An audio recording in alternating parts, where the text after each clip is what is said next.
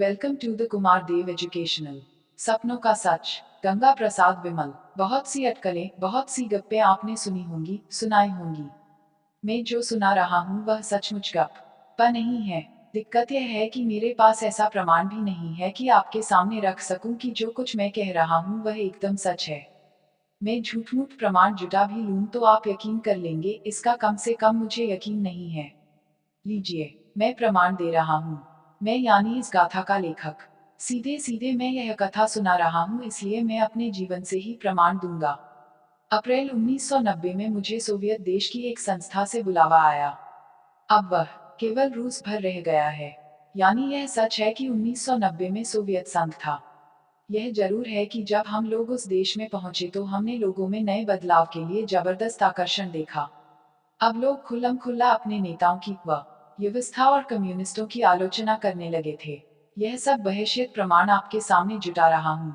आप चाहें तो मेरी छुट्टी का रिकॉर्ड भी पलट सकते हैं कि मैं अपने दफ्तर से उन दिनों छुट्टी पर था। प्रमाणों का एक प्रकरण अभी शेष है। मेरे साथ कुछ भारतीय लेखक भी गए थे। खैर, जब आप लेखक शब्द पढ़ेंगे तो आप अविश्वास से भर उठेंगे। हमारे दौर में लेखकों ने पाठकों से अपना विश्वास खोया ही है। फिर भी आप जो थोड़े बहुत पाठक बच गए हैं, कभी कभी लेखकों की बचकानी कहानियों पर हंसते होंगे। मैं एक ऐसी पाठिका से मिला था जिसने कहा था, आप सब लेखक लोग झूठे होते हैं। प्रेम और समर्पण की ऐसी भावुकता भरी बातें लिखते हैं कि सही जीव न में वैसा कर पाना न केवल असंभव होता है बल्कि कभी कभी तो बचकाना और फिजूल लगता है। तो माफ करें, अब मैं लेखकों की सूची आपके सामने नहीं रखूंगा। तो उस कॉन्फ्रेंस में दुनिया भर से लेखक इकट्ठा हुए थे और मिया जलडमरू मध्य के सिम्फेरोपोल शहर में सम्मेलन का उद्घाटन हुआ था। वहीं मुझे एक ऐसे लेखक का परिचय मिला था जो तब के सोवियत संघ के अस्त्राखान इलाके का रहने वाला था और पेशे से वास्तु कलाकार था। वह हमेशा अपने हाथ में एक लंब फाइल रखता था और अक्सर चुप्पा सा किसी दूसरी ही दुनिया में खोया रहता था। पहली बार उसे देखकर लगता था कि आप इस आदमी से कभी भी दोबारा नहीं मिलना चाहेंगे। उसका चेहरा डरावना नहीं था। वह आक्रामक ढंग की बातें भी नहीं करता था। बस उसकी आंखों में एक अजीब सी खो जीतने की प्रखरता थी। आप सीधे उससे आंखें मिलाएं तो एक पल भी टिकाए नहीं रख सकते थे। उससे मेरा परिचय हुआ और बस मैं लेखकों की भीड़ का रेले में इधर उधर हो गया। मैं अस्त्राखान के उस लेखक को भूल ही जाता कि दूसरे दिन सुबह वह मेरे कमरे के बाहर दस्तक देते देते मुझे पुकार रहा था। शिष्टाचार के नाते मैं उसे अपने कमरे में ले आया। माफ करना, वह बोला, आपको तकलीफ दी, पर यह बहुत जरूरी भी था। मैं आपको कुछ रहस्यपूर्ण बातें बताना चाहता हूँ। आवश्यक। मैं अचंभे में होते हुए भी सामान्य बनने की कोशिश में था। मैं सोच रहा था कि यह भी उन पागलों में एक होगा जो हर भारतीय को तांत्रिक और ज्योतिषी मानता है। पर यहाँ नहीं। वह बोला, क्या आप कुछ देर के लिए मेरे साथ नदी तट पर घूमना पसंद करेंगे? मैं असमंजस में था। अभी मैंने दातून भी नहीं की थी और कायदे से मैं तैयार भी नहीं था। लेकिन देखिए ना, मैं जो बोलना चाहता था जैसे वह भाग गया। ठीक है, आप इतनी देर में तैयार हो ले, मैं नाश्ता डिब्बों में बंधवा लाता हूँ। कहीं नदी किनारे ही नाश्ता कर लेंगे। वह अपने प्रस्ताव पर अमल करने के लिए उठ खड़ा हुआ। केवल शिष्टाचार के नाते मैं उसे ना नहीं कर सका। अन्यथा आज यानी उस दिन, छुट्टी के दिन, मेरे पास इतना अधिक लिखने पढ़ने का काम था कि मैं रात दिन अपने आप में ही व्यस्त रहकर बिता सकता था। अभी ये सारी बातें मैं आपको प्रमाण के तौर पर बता रहा हूँ। आप सिम्फेरोपोल के उस एकमात्र बड़े होटल के अप्रैल के पहले रविवार के दिन होटल की हिसाब वाली किताब में 2 नाश्तों के डिब्बे बंद होने की तस्दीक कर सकते हैं। याद रहे, उस किताब में हम दोनों के नाम और कमरों के नंबर भी दर्ज हैं। होटल से बाहर हल्की सी ठंड का बड़ा जादुई असर हुआ। वह तनाव जो एक फालतू किस्म का आमंत्रण को कुछ ज्यादा ही फालतू मान लेने के अनुमान से पैदा हुआ था, एकदम काफूर हो गया था।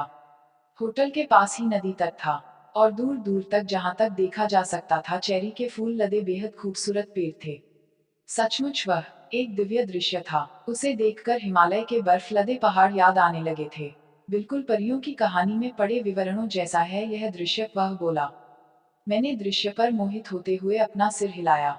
हुआ यह का रात में मुझे सपना सा आया कि नदी तट के सभी पेड़ों पर फूल लद आए हैं। हम तट की तरफ एकदम नदी जल की कल कल सुनते आगे बढ़े जा रहे थे। पानी का झाग सुबह के सूरज की रोशनी में कुछ ज्यादा ही चमक रहा था। पानी में घरों से फेंके गए कागज, खाली डिब्बे और पेड़ों से टूटी टहनियों के छोटे छोटे गुच्छे बहे जा रहे थे, अनिर्दिष्ट सी किसी दिशा की ओर। आप कल्पना भी नहीं कर सकेंगे कि मैंने आपको क्यों तकलीफ दी। मैं जो आपको बताना चाहता हूँ उस पर आप यकीन कर लेंगे, मुझे भरोसा नहीं। पर जैसे आप यह छो बहती नदी देख रहे हैं, चेरी के ये पेड़ देख रहे हैं, ठीक वैसी ही मेरी बातें हैं। हम आपस में एक दूसरे की बातों पर यक न तभी करते हैं न कि हमें ऐसे विश्वसनीय आदमी के जरिए मिल रही है जिसे हमारा विश्वास प्राप्त है। मैं सहमति में सिर हिलाए जा रहा था। थोड़ी देर हम कहीं बैठ न लें, उसने कहा। सड़क के ऊपर चेरी के पेड़ के नीचे चबूतरे से बने हुए थे, पर उन पर ज्यादातर जोड़ेनुमा युवक युवतियां बैठे हुए थे और अपने देश में बोलने की आजादी का उपयोग वे एक दूसरे के चुंबन लेते कर रहे थे। थोड़ी ही दूर पर नदी किनारे ही चेरी पेड़ के गिर्द बड़े बड़े पत्थरों से बना एक चबूतरा था। हम वहीं बैठ गए। उसने अपनी बड़ी फाइल खोलनी शुरू की। उसमें विचित्र से डिजाइनों वाले कागज ठुसे थे।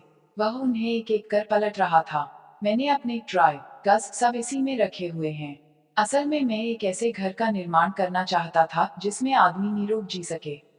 उसकी बात समझने के लिए मैं केवल प्रतीक्षा कर रहा था कि कोई सूत्र हाथ लगे। असल में बहुत दिन हुए हमारे घर में मुझे और मेरे भाई को कुछ विचित्र से अनुभवों का सामना करना पड़ा।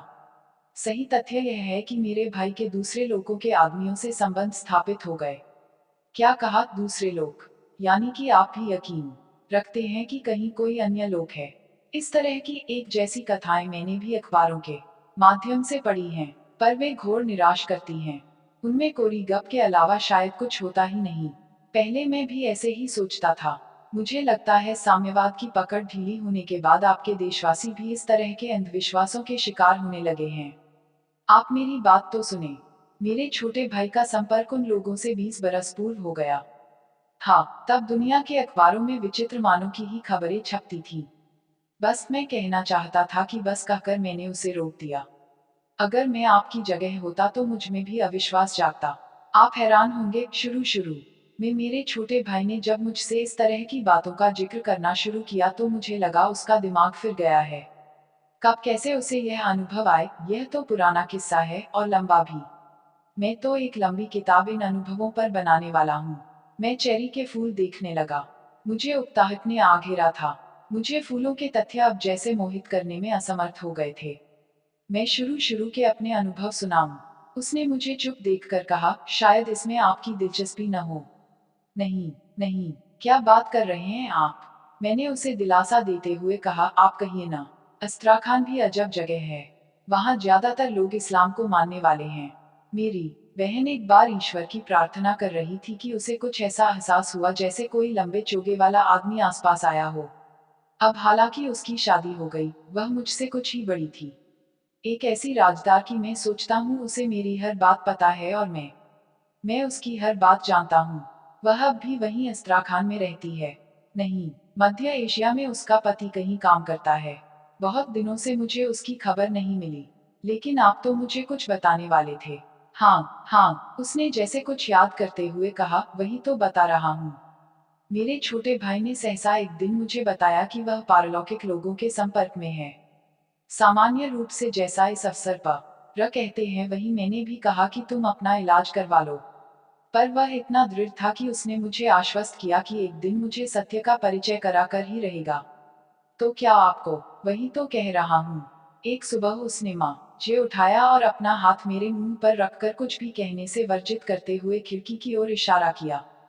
बस वही क्षण था कि उसके हाथ की गर्मी जैसे मेरे शरीर में प्रवेश कर गई। पर यह जादू सा भी तो हो सकता था। क्या महसूस हुआ आपको? मुझे लगा उसके हाथों में बहुत गर्मी है। कुछ ही पल बाद मुझे खिड़की के पर्दे पर कोई आकृति उभरती दिखाई दी। तमाम वृतांतों में, जो भी आपने अखबारों में पढ़े होंगे, यही कुछ कहा जाता है। इसमें कुछ नया नहीं है। शायद आप ठीक ही कहते हों। लेकिन मेरा अनुभव, उसकी आंखों में विचित्र सी चमक आ गई। मेरा ख्याल है, जब भी हम अपनी बातों को पुष्ट करना चाहते हैं तो हम प्रमाणों का सहारा लेते हैं। प्रमाणों का सहारा, आपका मतलब? आखिर आप कहना क्या चाहते हैं? यही कि जिस बात को आप कर रहे हैं मैं उसे वैज्ञानिक गल्पों पर आधारित फिल्मों में देख चुका हूँ। वह हंसा। मेरी ओर उसने बेचैनी से देखा।